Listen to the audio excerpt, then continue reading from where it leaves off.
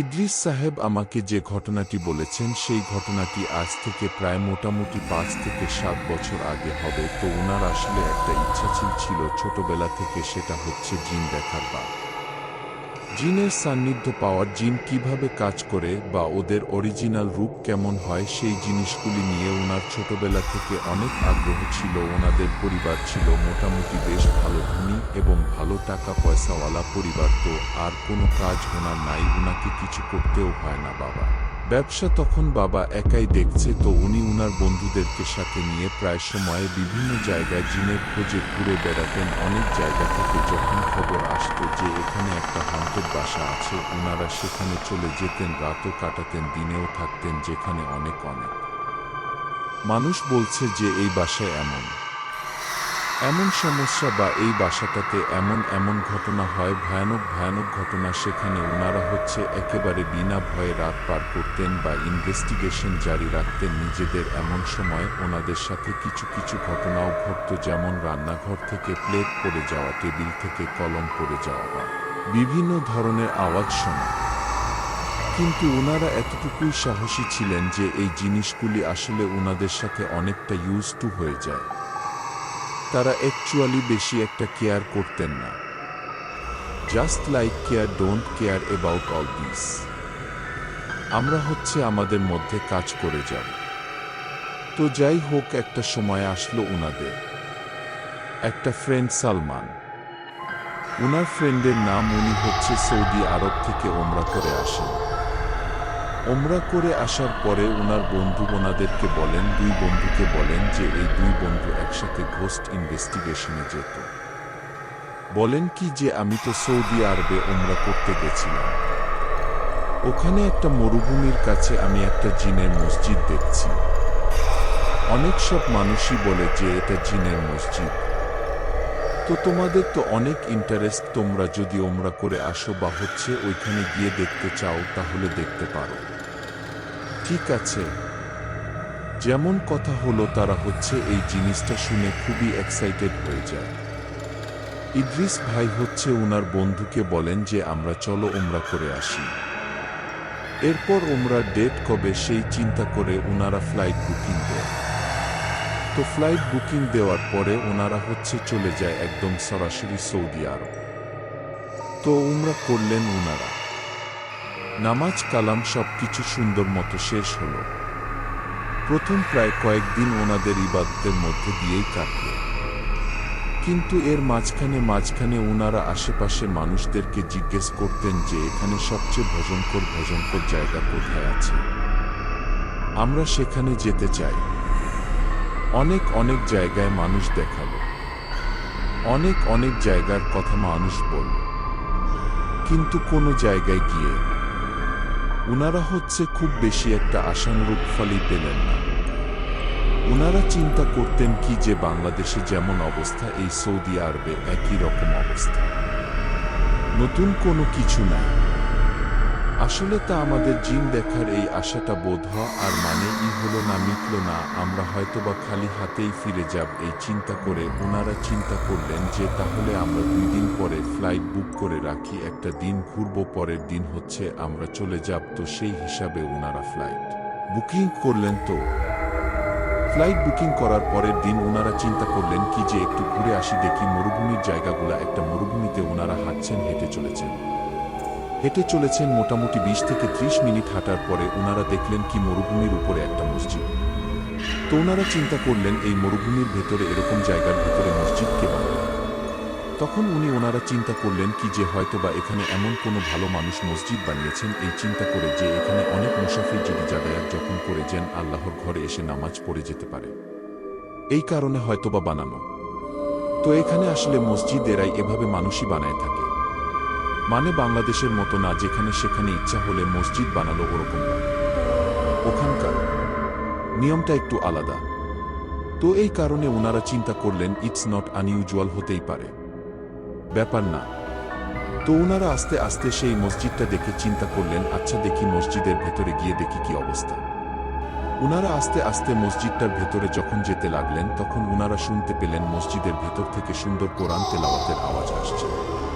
উনারা মসজিদটার ভেতরে ঢুকলেন এবং দেখলেন কি যে ভেতরে কেউ নেই, সম্পূর্ণ মসজিদ হচ্ছে ফাঁকা। তো উনারা সে আওয়াজটাকে ফলো করতে লাগলেন যে আওয়াজটা আসলে আসছে কোথা থেকে। এরপর উনারা কি করলেন, মসজিদে আরেকটু ভেতরে গেলেন এবং সামনে গিয়ে দেখলেন একটা জায়গা যেখানে পর্দা দেওয়া, সাদা একটা পর্দা দেওয়া, এবং পর্দার পেছনে হয়তোবা কেউ কোরআন তেলাওয়াত করছে বসে বসে। বাহির থেকে মানে পর্দার বাহির থেকে দেখা যাচ্ছে, ভেতর থেকে কারো শ্যাডো দেখা যাচ্ছে। মানে সাদা পর্দার ভেতরে যদি কেউ বসে কিছু কাজ করতে থাকে তার যে একটা ছায়া দেখা যায় শ্যাডো, ওই শ্যাডোটা তারা দেখতে পাচ্ছিলেন। উনারা যখন কিছু দূর সামনে আগালেন এবং সেই সাদা পর্দার কাছে গিয়ে পৌঁছালেন, তখন উনারা উচ্চস্বরে একটা সালাম দিলেন এই বলে যে আসসালামু আলাইকুম। তো কিন্তু উনারা ওনাদের সালামের কোনো উত্তর পেলেন না। এরপরে যখন উনারা পর্দাটা সরালেন তখন দেখলেন কি পর্দার ওপারে কেউ নেই। তখন উনারা দেখলেন কি যে সেখানে একটা দরজার মতো আছে পর্দার পেছনে। উনারা ভাবলেন হয়তোবা এখান দিয়ে কেউ চলে গেছে যে ছিল এতক্ষণ এখানে। এরপর উনারা ওনাদের পেছন থেকে একটা শব্দ শুনতে পেলেন, আসসালামু আলাইকুম। উনারা পেছনে ফিরলেন, ফিরে দেখেন একজন মোটামুটি ভালো বয়স প্রবীণ একজন ব্যক্তি ওনাদের সামনে দাঁড়িয়ে আছে। এবং ওনাদেরকে দেখে সেই ব্যক্তিরা কি করল, হাত মেলালো এবং তাদেরকে বুকে নিয়ে কোলাকুলি করল। এমন মনে হচ্ছিল যে ভদ্রলোক আসলে ওনাদেরকে চেনে, দুই বন্ধুকে হয়তোবা চেনে। তো ওনারা বসলেন একটা জায়গায় মসজিদে। এরপরে ভদ্রলোক ওনাদেরকে পানি খাওয়ালেন এবং ফলমূল খাইয়ে বললেন কি চলেন আপনারা আমার রুমে চলেন, রুমে গিয়ে গল্প করব। তো সেই ভদ্রলোক কি করলেন, সেই দুইজনকে রুমে নিয়ে চলে গেলেন। তো রুমে যাওয়ার পরে ওনারা নানান বিষয় নিয়ে গল্প করছিলেন। সেই ভদ্রলোকটা শুরুতে ইংলিশে কথা বললে ওনাদের সাথে আস্তে আস্তে ওনাদের বাংলা ভাষার উচ্চারণ শুনে উনিও বাংলা ভাষায় কথা বলা শুরু করলেন। তখন ইদ্রিস ভাই জিজ্ঞেস করলেন যে আপনি সৌদি আরবে থাকেন, আপনাকে তো দেখে সৌদি মনে হচ্ছে, আপনি এত ভালো বাংলা কিভাবে পারেন? তো উনি বললেন কি যে আমি এশিয়ার মোটামুটি অনেকগুলো ল্যাঙ্গুয়েজ আমি আয়ত্ত করেছি, যেমন বাংলা, উর্দু, হিন্দি, তারপরে হচ্ছে আরও বিভিন্ন ধরনের কয়েকটা ভাষার কথা বলেন। ইংলিশ এই টাইপের ভাষা উনি বলতে পারেন, একদম সুন্দর ফ্লুয়েন্টলি বলতে পারেন, আমাদের মতো করেই বলতে পারেন। এরপরে কথায় কথায় সেই ব্যক্তি উনাদেরকে জিজ্ঞেস করলেন যে আপনারা এই টাইমে এই জায়গায় কি করছেন? তখন উনারা উনাদের ডিজায়ারের কথা জানালেন যে আমরা তো আসলে সৌদি আরব আসছিলাম, একটা জিনের মসজিদের কথা শুনছিলাম, আর জিন দেখতে চাইছিলাম আমরা, কারণ আমার ছোটবেলা থেকে ইচ্ছা যে আমি জিন দেখব। তো জিন দেখার জন্য এই জায়গায় আসছি, আসলে জিনের সাথে কথা বলতে, জিনের সাক্ষাৎ পেতে আসছি। তখন সেই ব্যক্তির একটা হাসি দিয়ে বলেন কি সৌদি আরবে তো ভাই মানুষ আসে আল্লাহকে খুঁজতে, আর আপনারা জিনকে খুঁজতে আসছেন। Interesting, very interesting. তো এই কথা শুনে ওনারা কিছুটা লজ্জাও পান যে মানুষ যেখানে আল্লাহর সান্নিধ্যে আসতে চায় আমরা জিনের খোঁজ করছি। তো ওনারা তখন এই জিনিসটাকে ইগনোর করে ওই লোকটাকে জিজ্ঞেস করেন যে আপনি এখানে কি করছেন? সেই ব্যক্তিটা বলে কি আমি এই মসজিদে মুজাজ্জিন, আর আমি এই মসজিদের ইমাম, আমি নামাজ দেই, আমি আয়ান দেই, আবার আমি নামাজ পড়াই। তো এরপরে ওনারা জিজ্ঞেস করলেন সেই ভদ্রলোককে যে আপনি কি কখনো জিন দেখেছেন, বা এই মসজিদটা এত দূর, এখানে তো আমার মনে হয় না কোনো মানুষ নামাজ পড়তে আসে, আসলে তো কোনো জিনই আসবে। তখন সেই ব্যক্তি বলেন কি যে হ্যাঁ আমি জিন দেখেছি, আমার অনেক জিনের সাথে বন্ধুত্ব আছে, কিন্তু জিন আপনারা যে দেখতে চান আপনারা জিনকে কখনো তাদের স্বরূপে দেখতে পারবেন না। তখন ওনারা জিজ্ঞেস করেন যে কেন? তখন সেই ভদ্রলোকটি বলে কি কারণ আল্লাহ তাআলা জিনের অরিজিনাল যে রূপটা আছে সেটা আমাদের মানুষ জাতির কাছে থেকে লুকিয়ে রেখেছেন, আপনারা অরিজিনাল রূপ দেখতে পারবেন না, তবে মানুষ হিসেবে আমি আপনাদেরকে দেখাতে পারি যদি আপনারা চান। ওনারা তো খুবই এক্সাইটেড হয়ে যান, হ্যাঁ হ্যাঁ আমরা অবশ্যই জিন দেখব, আমরা এত দূর থেকে বাংলাদেশ থেকে আসছি অবশ্যই জিন দেখার জন্য, আপনি আমাদেরকে জিন দেখাবেন দয়া করে। উনি কিছুটা চিন্তায় পড়ে গেলেন এবং বললেন কি ঠিক আছে, আমি আপনাদেরকে দেখাবো, কিন্তু আপনাদেরকে আমার জন্য একটা কাজ করতে হবে, একটা শর্ত আছে। তখন ওনারা জিজ্ঞেস করেন যে কি শর্ত? সেই ভদ্রলোক বলেন কি যে এই মসজিদে প্রতিদিন আজকে থেকে 3 দিন মানে টোটাল 3 দিন, এই 3টা দিন আপনাদেরকে এই মসজিদে এসে নামাজ আদায় করতে হবে। তো ওনারা রাজি হয়ে গেলেন, বললেন কি এটা আর এমন বড় ব্যাপার কি? এশার নামাজ তো আমরা পড়ি, এটা এই মসজিদে এসে পড়লে তো কোনো সমস্যা হওয়ার কথা না। তো এই বলে হচ্ছে ওনারা সেদিনের মতো চলে যান হোটেলে। তো এরপরে সেই ব্যক্তিটার সাথে ওনাদের আর দেখা হয় না। রাতের বেলা দেখা হবে। ও আচ্ছা, এখানে একটা জিনিস মিস করে গেলাম, সেটা হচ্ছে ওই ব্যক্তিটা যখন হচ্ছে ইদ্রিস ভাইদের সাথে কথা বলছিলেন তখন এটাও জেনে নিয়েছিলেন যে ইদ্রিস ভাইরা আসলে থাকে কোথায়, ওনাদের হোটেলটা কোনো জায়গায়, এটা জেনে নিয়েছিলেন উনি। তো এরপরে ইদ্রিস ভাই উনাকে একবার জিজ্ঞাসাও করেছিলেন যে আপনি কি আমাদের সাথে মজা করছেন নাকি আসলেই জিন দেখাবেন। তখন সেই লোকটা বলে কি যে ভাই, আমি কি মসজিদে বসে আপনাদের সাথে মজা করব বা মিথ্যা বলবো? আল্লাহ উপর থেকে আমাকে কোনো আমাকে দেখছেন না, আমি কেন মজা করব? আমি সিরিয়াসলি সত্যি কথা বলছি। তো যাই হোক, সেদিনের মতো ওনারা দিনের বেলা চলে আসলেন হোটেলে এবং ওনাদের ফ্লাইটের বুকিংটা ক্যান্সেল করে পরে 2 দিন 3 দিন পরে বুকিং ওনারা দিলেন। মানে 3 দিন ওনারা থাকবেন। 4র্থ নাম্বার দিন বুকিং দেওয়া হলো, ওনারা জিন দেখে চলে যাবেন। তো রাত হলো, এশার আজান দিন। ওনারা চলে গেলেন সেই মসজিদে। মসজিদে ঢুকে ওনারা দেখলেন সম্পূর্ণ মসজিদটি খালি এবং ভেতরে লাইট বলতে কিছু নেই। বাস কিছু হচ্ছে, প্রদীপ জ্বলছে, লন্টারন মানে আগুনের ল্যান্টার্ন চলছে। তো সেই ব্যক্তিটা হঠাৎ করে ওনাদের সামনে এসে সালাম দিলেন, হাত মিলালেন, কোলাকুলি করলেন এবং একসাথে ওনারা 3 জন মিলে ওযু করলেন। ও করার পরে ওনারা নামাজ পড়তে গেলেন। তো যখন নামাজ পড়ছিলেন ওনারা ইমাম সাহেবের পেছনে, মসজিদ একেবারেই খালি। কিন্তু যখন উনি তাকবীর দিলেন এবং হচ্ছে আল্লাহু আকবার বলে হাত বাঁধলেন, তখন ইদ্রিস ভাই এবং ওনার বন্ধুর কাছে মনে হচ্ছিল যে মসজিদ সম্পূর্ণ ভরা। মনে হচ্ছিল এমন যে বাংলাদেশের কোনো একটা মসজিদে জুম্মার নামাজ আদায় করতে গিয়েছে, এত বেশি ক্রাউডেড লাগছিল। মানে মসজিদটা খুবই ক্রাউডেড ফিল হচ্ছিল। তো নামাজ পড়া যখন শেষ হয়, ইমাম সাহেব যখন সালাম ফেরান তখন ওনারা নফল নামাজ আদায় করার জন্য পেছনের দিকে যেতে চাচ্ছিলেন, কিন্তু ইমাম সাহেব তাদেরকে ইশারা করে বুঝিয়ে দিলেন। যেমন হচ্ছে আমাদের দেশে আমাদের পেছনে যখন কেউ নামাজ পড়তে থাকে, আমরা যখন পেছনে যেতে চাই তখন ইমাম সাহেব যেভাবে হাত দিয়ে বললেন যে থামো, পেছনে নামাজ পড়তেছে, যাওয়া যাবে না, এরকম ইশারা করে ওনাদেরকে থামিয়ে দিলেন। কিছুক্ষণ পরে 10-15 মিনিট পরে উনি হচ্ছে ওনাদেরকে হাতের ইশারায় বললেন কি এবার তোমরা গিয়ে নামাজ পড়ে আসো। ওনারা পেছনে চলে গেলেন নামাজ পড়তে।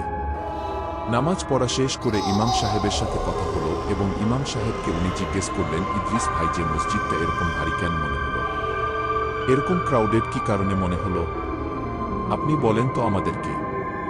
কিন্তু ইমাম সাহেব বলেন কি যে আপনাদের এই যত ধরনের প্রশ্ন আছে সব প্রশ্নের উত্তর আমি দিব, কিন্তু আজকে না। 3 নাম্বার দিন রাতের বেলায় আমি উত্তর দিব, এছাড়া আমি উত্তর দিব না আপনাদেরকে। তো যাই হোক, সেদিনের মতো ওনারা রাতের বেলা হোটেলে ফিরে আসলেন এবং এর পরের দিন ওনারা নামাজ আদায় করতে গেলেন। রাতের বেলা সেখানে নামাজ আদায় করলেন এবং সেই একই ধরনের ঘটনা, মসজিদ ক্রাউডেড ফিল হচ্ছে। ওনারা এবার নামাজ পড়ার পরে ওয়েটই করতে থাকলেন পেছনে যাওয়ার, কখন ইমাম সাহেব হচ্ছে অনুমতি দিবেন বা ইশারা করবেন পেছনে যেতে দেওয়ার। ওই টাইমের জন্য ওনারা ওয়েট করতে লাগলেন। মোটামুটি 10-12 মিনিট পরে ইমাম সাহেব ওনাদেরকে অনুমতি দিলেন হাতের ইশারা করে এবং ওনারা পেছনে গিয়ে নামাজ আদায় করে ইমাম সাহেবের সাথে হাত মিলে কোলাকুলি করে চলে আসলেন। তো এরপরে আসার আগে ইমাম সাহেব বললেন কি আগামীকালকে কিন্তু 3 নাম্বার রাত, আপনারা এখনো চিন্তা করে দেখেন আপনারা কি জিন দেখবেন নাকি দেখবেন না। তো ওনারা কিছুটা ভয় পেলেও বললেন কি যে না না, আমাদের কোনো সমস্যা নেই, আমরা দেখব। আপনি তো ওয়াদা করেছেন আপনি দেখাবেন, তো আপনি আমাদেরকে দেখাবেন, আমরা দেখব। এই বলে ওনারা চলে আসলেন। তো পরের দিন যখন প্রায় মাগরিবের টাইম হয়ে গেছে, ওনাদের শরীর যেন কাঁপছে এবং ওনারা খুবই এক্সাইটেড যে আজকে আমরা অবশেষে আমাদের যেই ডিজায়ারটা ছিল সারা জীবনে আমরা জিন দেখতে চেয়েছিলাম, and today this is going to be reality, we are going to meet a jinn। তো এই চিন্তা করে ওনাদের রাতটা কাটছে খুবই এক্সাইটমেন্টে। এরকম এক্সাইটমেন্টের একটা টাইমে হচ্ছে আজান দিল, এশার আজান। তো এশার আজান দেওয়ার পর ওনারা চলে গেলেন সেই মসজিদে। ঠিক আগের মতো ঘটনা, মসজিদ ভারী মনে হচ্ছে, ক্রাউডেড মনে হচ্ছে। তারপর ইমাম সাহেব ইশারা করে নামাজ পড়তে বললেন। সবকিছু করার পরে ইমাম সাহেব এবার নামাজ পড়ে ওনাদের দিকে ফিরে বসলেন। বসে বললেন কি যে দেখেন, আমি আপনাদেরকে শেষবারের মতো একটা জিনিস জিজ্ঞেস করছি, আপনারা কি আসলেই জিন দেখতে চান কিনা? তখন দুই বন্ধুর শরীরের ভেতরে ভয় এমনভাবে বাসা বেঁধেছিল, কিন্তু অবশেষে শখের কাছে ভয় হারি মেনে নেয়। উনারা এক্সাইটমেন্টে বলেন, কি? হ্যাঁ হ্যাঁ, আমরা অবশ্যই দেখব। এই কথা বলার পরে ওই ইমাম সাহেব বললেন, কি চলেন, আপনারা আমার সাথে চলেন, আমার রুমে চলেন। তো ওনারা ইমাম সাহেবের পেছন পেছন যেতে লাগলেন। ইমাম সাহেব সামনে, ওনারা পেছনে। হাঁটার পরে যখন ইমাম সাহেব রুমের ভেতরে ঢুকলেন, তখন ইদ্রিস ভাইয়ের পাটা ইমাম সাহেবের পায়ের সাথে কিছুটা একটা ক্র্যাশ হয়ে যায়। ফ্ল্যাশ লাগে। যেমন আমরা আমাদের পেছনে যখন কেউ হাঁটে হঠাৎ করে আমাদের পায়ে লেগে যায়, এমনভাবে একটু লেগে পড়ে। উনারা রুমে যখন ঢুকলেন ইমাম সাহেবের পেছন পেছন, তখন উনারা একেবারেই অবাক। যেই রুমে কোনো জানালা নেই, যেই রুমে কোনো দরজা নেই, সেই জায়গায় কিভাবে একটা মানুষ রুমের ভেতর থেকে উধাও হয়ে যায়? কারণ উনারা রুমের ভেতরে ঢুকে কোনো ধরনের কোনো মানুষকে দেখতে পাননি। ইদ্রিস সাহেব এদিক ওদিক দেখছেন আর চিন্তা করছেন, এটা কি হলো আমাদের সাথে, আমরা তো কিছুই বুঝতে পারছি না। এরপর উনি উনার বন্ধুর দিকে তাকিয়ে দেখলেন কি উনার বন্ধু রুমের একটা কোণে তাকিয়ে আছে এবং খুবই একবারে কি বলবশক অবস্থায় তাকিয়ে আছে। উনি একদম নাম হয়ে গেছেন, না কোনো কথা বলতে পারছেন, কিচ্ছু না। উনি উনার বন্ধুকে কয়েকবার নাম ধরে ডাকলেন, কিন্তু উনার বন্ধু উনাকে কোনো সাড়া দিল না। এরপরে উনি উনার বন্ধুকে একটা থাপ্পড় দিলেন গালের ভেতরে। থাপ্পড় দেওয়ার পরে যখন উনার একটু সেন্স ফিরে আসে, তখন উনি বলেন, কি চল এখান থেকে চল, আমরা কোনো জায়গায় পড়ছি, আমরা জানি না, চল এখান থেকে চল এখানে। আর এক মুহূর্ত না, উনারা দুজনই দৌড়ে মসজিদ থেকে বেরিয়ে গেলেন এবং মসজিদ থেকে বের হয়ে যখন উনারা দৌড়াচ্ছেন, তখন পেছন থেকে শুনতে পারছেন কেউ উচ্চস্বরে বলছে, আমরা আমাদের ওয়াদা রেখেছি, আপনারা জিন দেখতে চেয়েছিলেন, আপনারা দেখেছেন এবং আমরা দেখিয়েছি, দয়া করে এই জায়গায় দ্বিতীয়বার আর আপনারা কখনোই আসবেন না, আসসালামু আলাইকুম। এই কথা শুনে উনারা দৌড়ে দৌড়ে চলে আসেন হোটেলে। উনাদের অবস্থা দেখে তো হোটেলের রিসিপশনিস্ট অবাক হয়ে যায় যে, কি ব্যাপার, আপনাদের এই অবস্থা কি কারণে? তো ওনারা কথাই বলতে পারছিলেন না। রিসেপশনিস্ট ওনাদেরকে বসালেন একটা জায়গায়। পানি টানি সবকিছু খাওয়ানোর পরে যখন একটু স্টেবল হলেন, উনারা তখন সব ঘটনা খুলে বললেন রিসেপশনিস্টকে। রিসেপশনিস্ট বলল, কি যে হতে পারে, এখানে অনেক জায়গায় এরকম আছে, আমরা তো ওইদিকে কখনো যাইনি, বাট আপনাদের সাথে যেটা হয়েছে সেটা হয়তোবা সত্যি হতে পারে, কারণ দুইজনের তো হ্যালুসিনেশন হতে পারে না। এরপরে ইদ্রিস ভাই উনার বন্ধুকে জিজ্ঞেস করলেন যে, তুই ওভাবে তাকাইছিলি কি কারণে রুমের ভেতরে একটা ফোনে? তখন উনি বললেন কি যে, আমি দেখতে পেলাম কি যে হুজুর রুমের ভেতরে ঢোকার পরে ওই জায়গাটা অন্ধকার হয়ে গেল, আর কিছুই আমি জানি না। তো দুই বন্ধুর ভাষ্য একই রকম। ইদ্রিস ভাই দেখেছেন যে রুমের ওই জায়গাটা পার্টিকুলার একটা প্লেস অন্ধকার হয়ে গেছে। এরপরে উনারা সেদিন রাতের বেলা কোনো রকমে রাত কাটিয়ে দেন হোটেলে এবং নির্ঘুমভাবে পরের দিন উনারা ফ্লাইট ছিল উনাদের। উনারা বাংলাদেশে ফেরত আসেন। ফেরত আসার পরে এত বেশি এই ঘটনা উনাদের মাথায় আটকে ছিল এবং এত ভয়ানক ছিল উনাদের জন্য।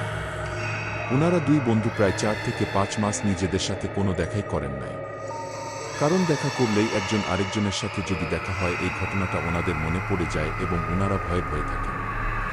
এরপর থেকে ইদ্রিস ভাই আমাকে যেটা বলেছেন, উনি আল্লাহর ঘর মসজিদে গিয়ে নামাজ পড়ে দোয়া করেছেন এবং মাফ চেয়েছেন আল্লাহর কাছে যে, আল্লাহ আমাকে ক্ষমা করে দাও, আমি যেই জায়গায় মানুষ আল্লাহকে বা তোমাকে খুঁজতে যায়, আমরা ওই জায়গায় জিন খুঁজতে গেছি, আমরা জীবনে না কোনোদিন জিনের পেছনে যাব না, এই ধরনের কোন ঘটনায় আমরা কোনোদিন যাব না, কারণ আমাদের দুই বন্ধুর সাথে সেই জায়গায় অনেক খারাপ কিছুই হতে পারত। কিন্তু তুমি যেহেতু আমাদেরকে এখান থেকে বাঁচিয়ে নিয়ে এসেছো, সেই হিসেবে বলছি, ক্ষমা চাচ্ছি এবং আমরা আর কখনোই এই ধরনের কোনো কাজ করব না, আমাদেরকে ক্ষমা করো আল্লাহ। তো এই ছিল আসলে ইদ্রিস ভাইয়ের ঘটনা।